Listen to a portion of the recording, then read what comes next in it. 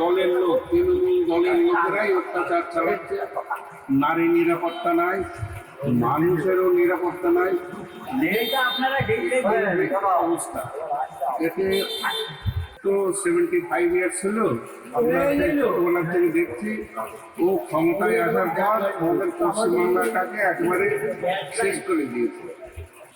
মমতা বন্দ্যোপাধ্যায়ের সরকারের মানুষের অবদান থেকে অপকার বেশি। এখানে মানুষের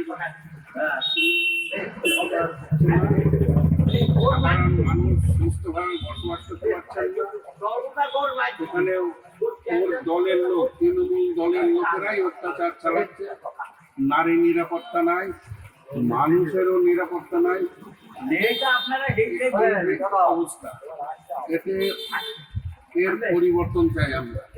পরিবর্তন না হলে পশ্চিমবাংলায় শিল্প, কলকারখানা, স্বাস্থ্য কোনো কিছুরই উন্নতি হবে।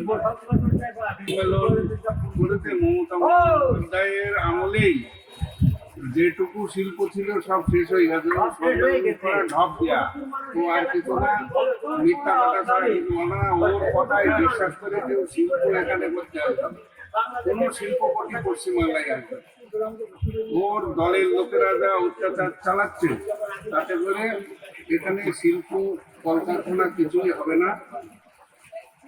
আমরা দেখছি, আমার বয়স তো 75 ইয়ার্স হলো, আমরা ছোটবেলা থেকে দেখছি ও ক্ষমতায় আসার পর আমাদের পশ্চিমবাংলাটাকে একবারে শেষ করে দিয়েছে।